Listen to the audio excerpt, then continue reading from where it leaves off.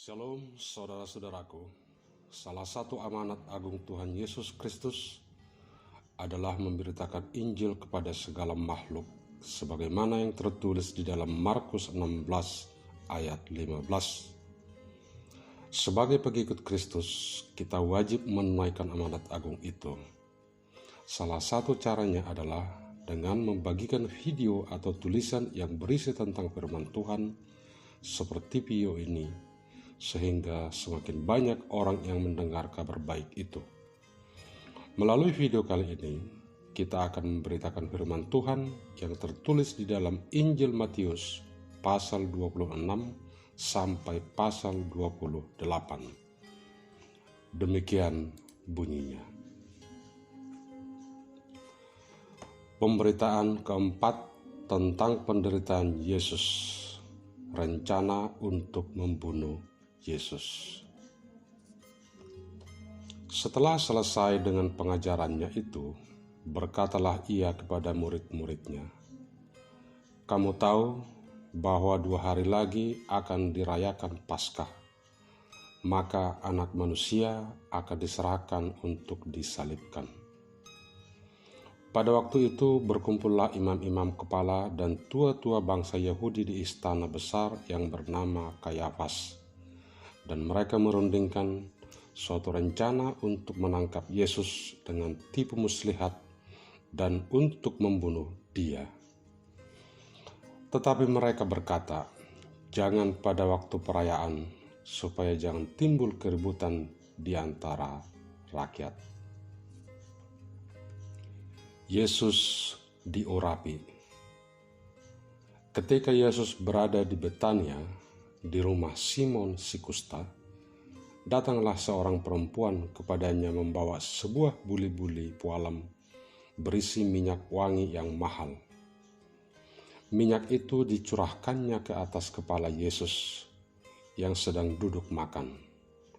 Melihat itu, murid-murid gusar dan berkata, "Untuk apa pemborosan ini? Sebab minyak itu dapat dijual dengan mahal dan uangnya dapat diberikan kepada orang-orang miskin." Tetapi Yesus mengetahui pikiran mereka lalu berkata, "Mengapa kamu menyusahkan perempuan ini? Sebab ia telah melakukan suatu perbuatan yang baik kepadaku. Karena orang-orang miskin selalu ada padamu, tetapi aku tidak akan selalu bersama-sama kamu. Sebab dengan mencurahkan minyak itu ke tubuhku, ia membuat suatu persiapan untuk penguburanku. Aku berkata kepadamu, sesungguhnya di mana saja Injil ini diberitakan di seluruh dunia, apa yang dilakukannya ini akan disebut juga untuk mengingat Dia." Yudas mengkhianati Yesus. Kemudian pergilah seorang dari ke-12 murid itu yang bernama Yudas Iskariot kepada imam-imam kepala. Ia berkata, "Apa yang hendak kamu berikan kepadaku supaya aku menyerahkan Dia kepada kamu?" Mereka membayar 30 uang perak padanya, dan mulai saat itu ia mencari kesempatan yang baik untuk menyerahkan Yesus. Yesus makan Paskah dengan murid-muridnya. Pada hari pertama dari hari raya roti tidak beragi, datanglah murid-murid Yesus kepadanya dan berkata, "Di mana engkau kehendaki kami mempersiapkan perjamuan Paskah bagimu?" Jawab Yesus, "Pergilah ke kota kepada si Anu dan katakan kepadanya, pesan guru, waktuku hampir tiba. Di dalam rumahmu lah aku mau merayakan Paskah bersama-sama dengan murid-muridku." Lalu murid-muridnya melakukan seperti yang ditugaskan Yesus kepada mereka dan mempersiapkan Paskah. Setelah hari malam, Yesus duduk makan bersama-sama dengan ke-12 murid itu. Dan ketika mereka sedang makan, ia berkata, Aku berkata kepadamu, sesungguhnya seorang di antara kamu akan menyerahkan aku. Dan dengan hati yang sangat sedih, berkatalah mereka seorang demi seorang kepadanya, bukan aku ya Tuhan?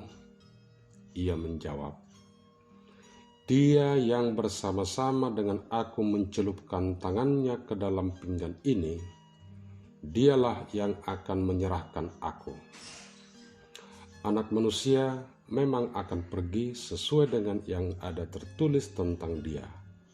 Akan tetapi, celakalah orang yang olehnya anak manusia itu diserahkan. Adalah lebih baik bagi orang itu sekiranya ia tidak dilahirkan. Judas yang hendak menyerahkan dia itu menjawab, katanya, bukan aku ya Rabi, kata Yesus kepadanya, engkau telah mengatakannya.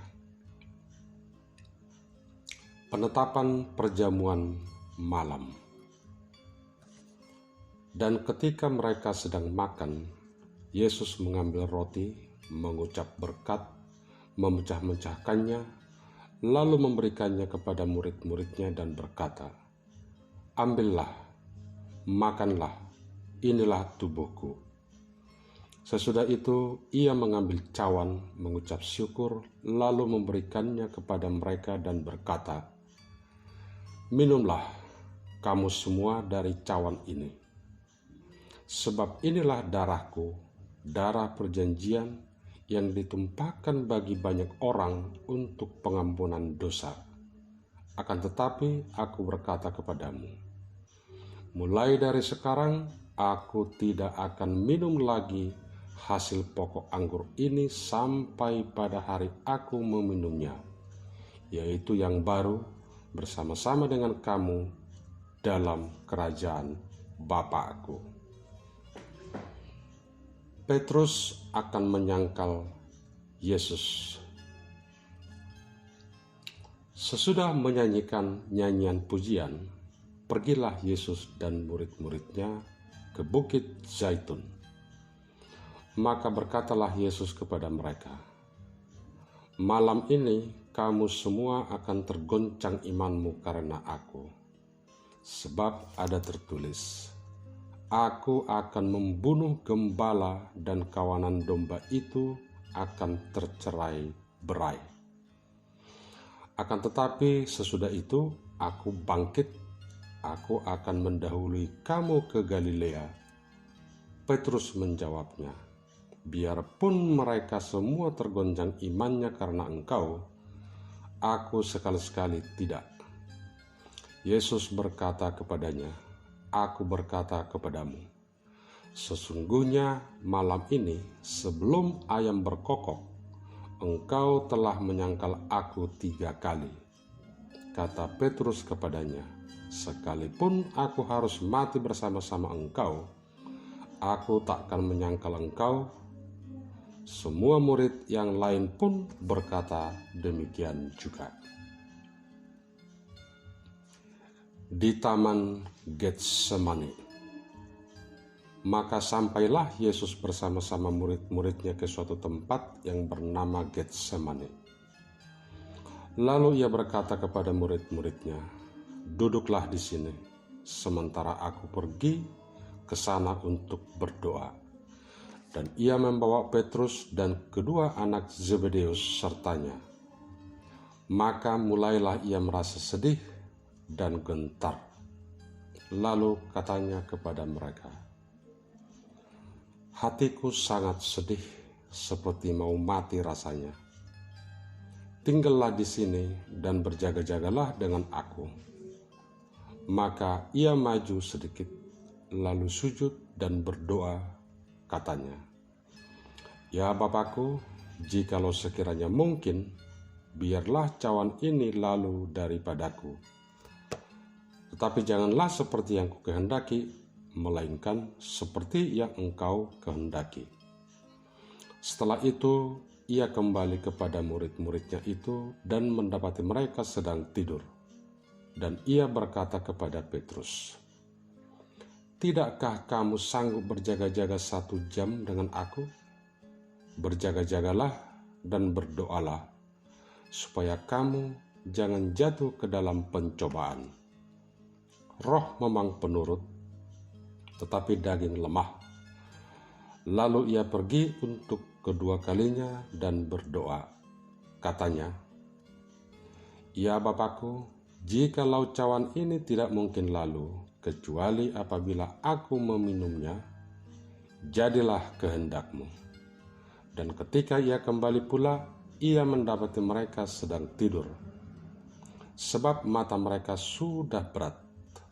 Ia membiarkan mereka di situ, lalu pergi dan berdoa untuk ketiga kalinya dan mengucapkan doa yang itu juga.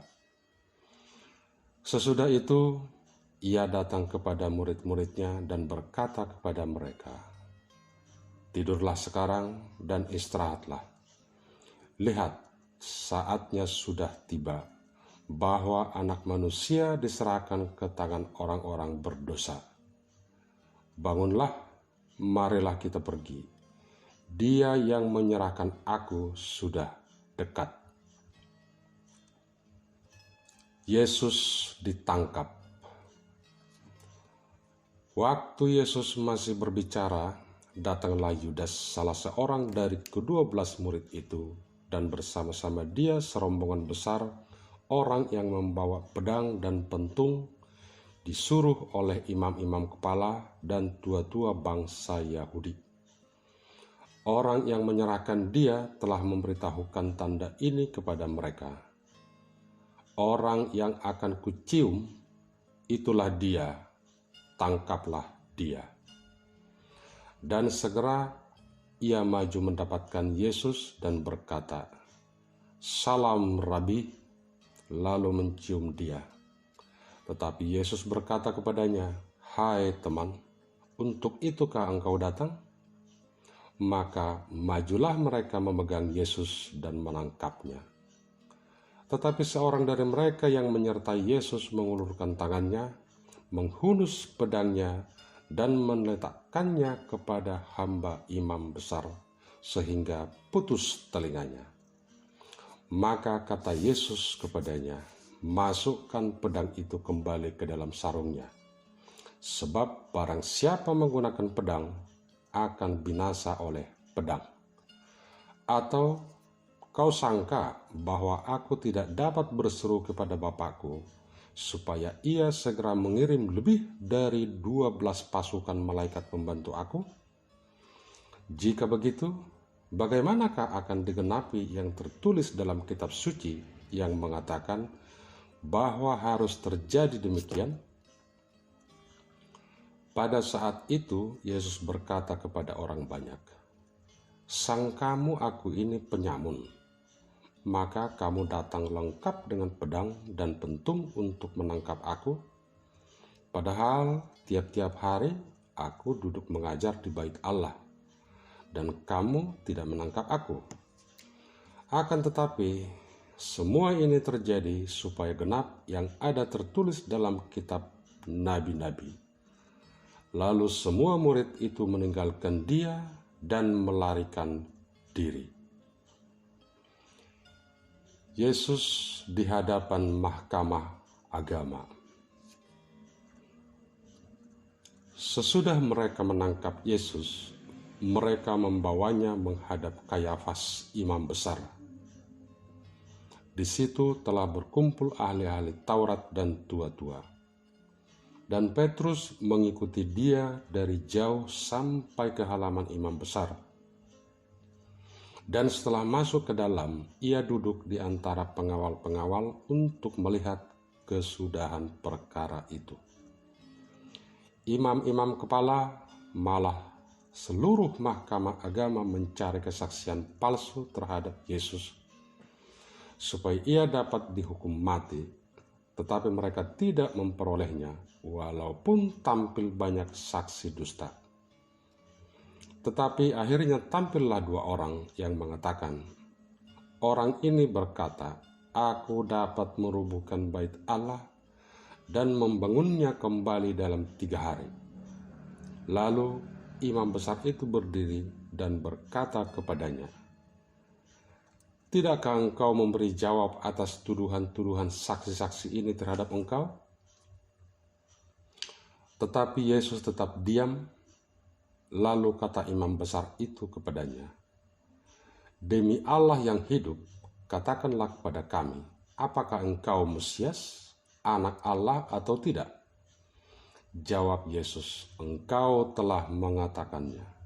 Akan tetapi aku berkata kepadamu, mulai sekarang kamu akan melihat Anak Manusia duduk di sebelah kanan Yang Maha Kuasa dan datang di atas awan-awan di langit."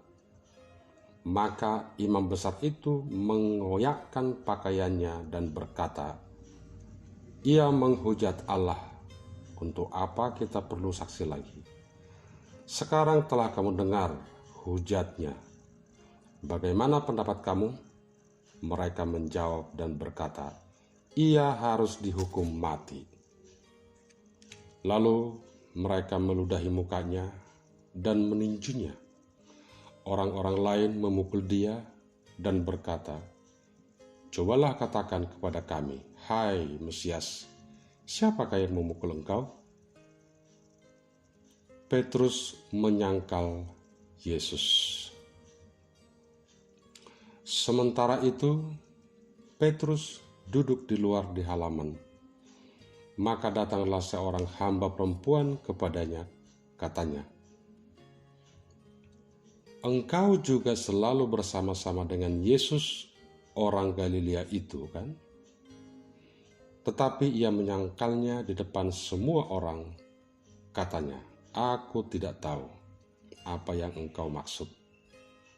Ketika ia pergi ke pintu gerbang, seorang hamba lain melihat dia dan berkata kepada orang-orang yang ada di situ, "Orang ini bersama-sama dengan Yesus, orang Nazaret itu." Dan ia menyangkalnya pula dengan bersumpah, "Aku tidak kenal orang itu." Tidak lama kemudian, orang-orang yang ada di situ datang kepada Petrus dan berkata, "Pasti engkau juga salah seorang dari mereka, itu nyata dari bahasamu." Maka mulailah Petrus mengutuk dan bersumpah, "Aku tidak kenal orang itu." Dan pada saat itu berkokoklah ayam. Maka teringatlah Petrus akan apa yang dikatakan Yesus kepadanya, "Sebelum ayam berkokok, engkau telah menyangkal aku 3 kali." Lalu ia pergi keluar dan menangis dengan sedihnya. Yesus diserahkan kepada Pilatus. Kematian Yudas. Ketika hari mulai siang, semua imam kepala dan tua-tua bangsa Yahudi berkumpul dan mengambil keputusan untuk membunuh Yesus. Mereka membelenggu dia, lalu membawanya dan menyerahkannya kepada Pilatus, wali negeri itu. Pada waktu Yudas yang menyerahkan dia melihat bahwa Yesus telah dijatuhi hukuman mati, menyesallah ia. Lalu ia mengembalikan uang yang 30 perak itu kepada imam-imam kepala dan tua-tua dan berkata,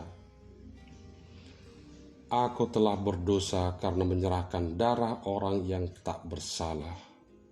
Tetapi jawab mereka, "Apa urusan kami dengan itu? Itu urusanmu sendiri." Maka ia pun melemparkan uang perak itu ke dalam bait suci, lalu pergi dari situ dan menggantung diri. Imam-imam kepala mengambil uang perak itu dan berkata, "Tidak diperbolehkan memasukkan uang ini ke dalam peti persembahan, sebab ini uang darah." Sesudah berunding, mereka membeli dengan uang itu tanah yang disebut tanah tukang periuk untuk dijadikan tempat pekuburan orang asing. Itulah sebabnya tanah itu sampai pada hari ini disebut tanah darah. Dengan demikian genaplah firman yang disampaikan oleh Nabi Yeremia. Mereka menerima 30 uang perak, yaitu harga yang ditetapkan untuk seorang menurut penilaian yang berlaku di antara orang Israel. Dan mereka memberikan uang itu untuk tanah tukang periuk, seperti yang dipesankan Tuhan kepadaku. Yesus di hadapan Pilatus. Lalu Yesus dihadapkan kepada wali negeri, dan wali negeri bertanya kepadanya, "Engkaukah raja orang Yahudi?" Jawab Yesus, "Engkau sendiri mengatakannya." Tetapi atas tuduhan yang diajukan imam-imam kepala dan tua-tua terhadap dia, ia tidak memberi jawab apapun. Maka kata Pilatus kepadanya, "Tidakkah engkau dengar betapa banyaknya tuduhan saksi-saksi ini terhadap engkau?" Tetapi ia tidak menjawab suatu kata pun, sehingga wali negeri itu sangat heran. Telah menjadi kebiasaan bagi wali negeri untuk membebaskan satu orang hukuman pada tiap-tiap hari raya itu atas pilihan orang banyak. Dan pada waktu itu ada dalam penjara seorang yang terkenal kejahatannya yang bernama Yesus Barabas. Karena mereka sudah berkumpul di sana, Pilatus berkata kepada mereka, "Siapakah yang kamu kehendaki kubebaskan bagimu? Yesus Barabas atau Yesus yang disebut Kristus?" Ia memang mengetahui bahwa mereka telah menyerahkan Yesus karena dengki. Ketika Pilatus sedang duduk di kursi pengadilan, istrinya mengirim pesan kepadanya, "Jangan engkau mencampuri perkara orang benar itu. Sebab karena dia, aku sangat menderita dalam mimpi tadi malam." Tetapi oleh hasutan imam-imam kepala dan tua-tua, orang banyak bertekad untuk meminta supaya Barabas dibebaskan dan Yesus dihukum mati. Wali negeri menjawab dan berkata kepada mereka, "Siapa di antara kedua orang itu yang kamu kehendaki kubebaskan bagimu?" Kata mereka, "Barabas." Kata Pilatus kepada mereka, "Jika begitu, apakah yang harus kuperbuat dengan Yesus yang disebut Kristus?" Mereka semua berseru, "Ia harus disalibkan." Katanya, "Tetapi kejahatan apakah yang telah dilakukannya?" Namun mereka makin keras berteriak, "Ia harus disalibkan." Ketika Pilatus melihat bahwa segala usaha akan sia-sia, malah sudah mulai timbul kekecauan, ia mengambil air dan membasuh tangannya di hadapan orang banyak dan berkata, "Aku tidak bersalah terhadap darah orang ini. Itu urusan kamu sendiri." Dan seluruh rakyat itu menjawab, "Biarlah darahnya ditanggungkan atas kami dan atas anak-anak kami."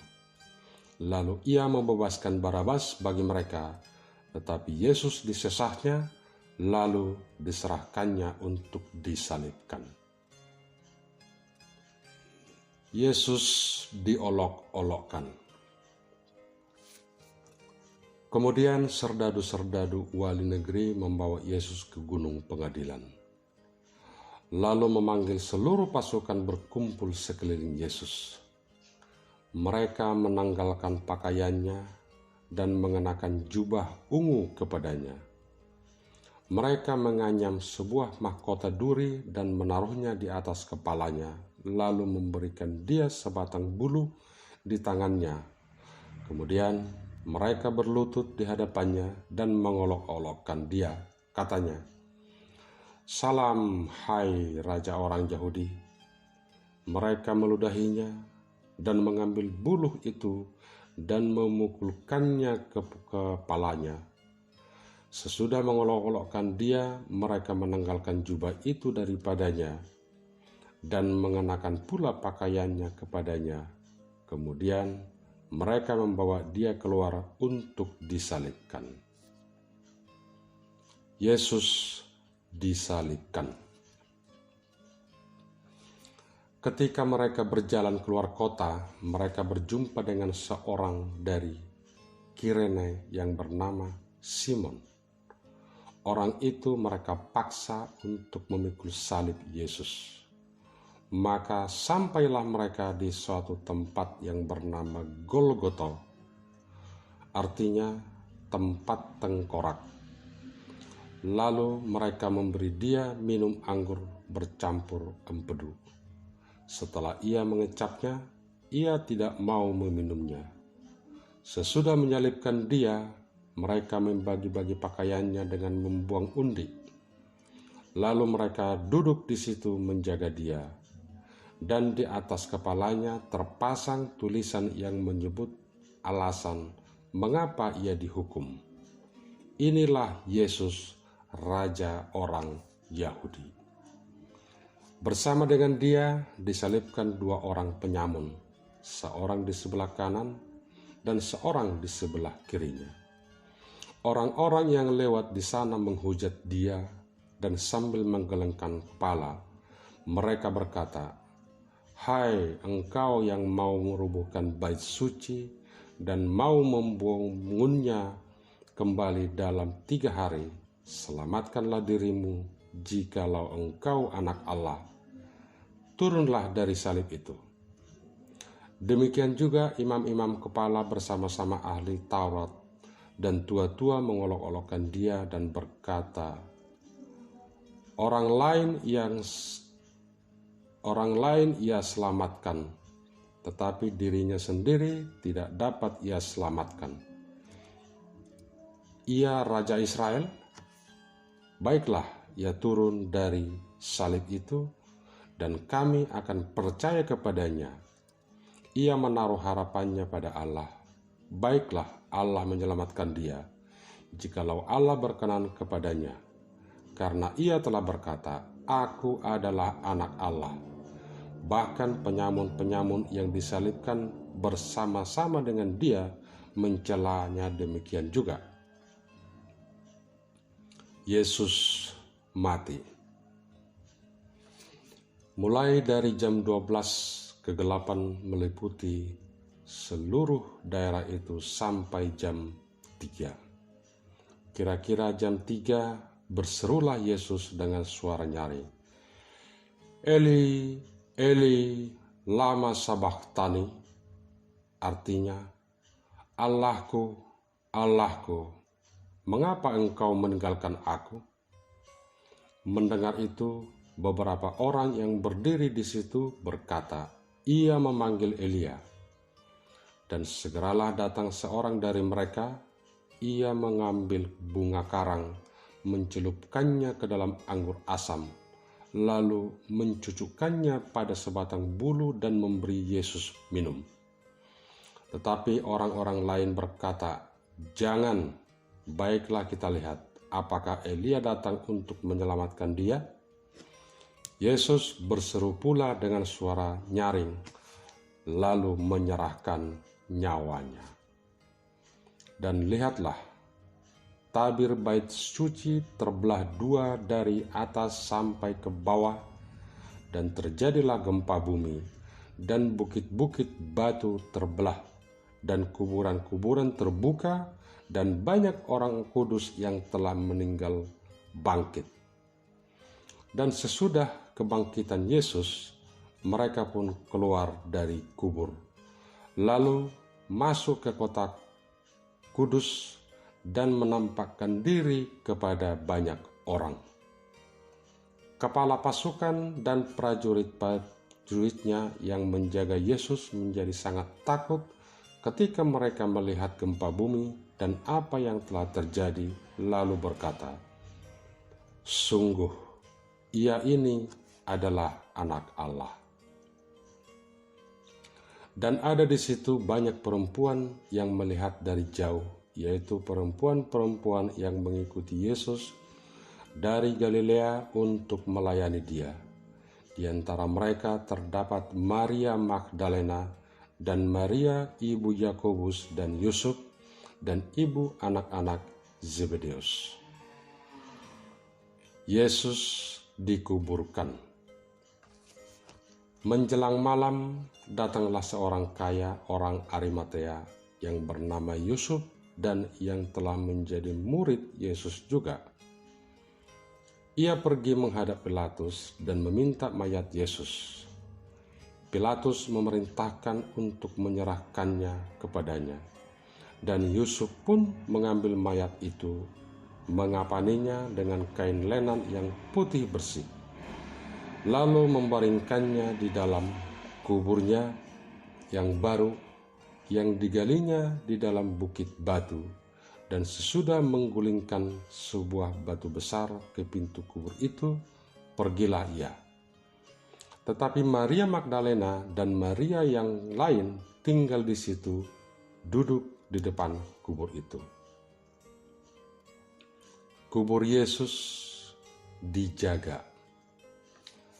Keesokan harinya, yaitu sesudah hari persiapan, datanglah imam-imam kepala dan orang-orang Farisi bersama-sama menghadap Pilatus dan berkata, "Tuan, kami ingat bahwa si penyesat itu sewaktu hidupnya berkata, 'Sesudah 3 hari aku akan bangkit.' Karena itu, perintahkanlah untuk menjaga kubur itu sampai hari yang ketiga.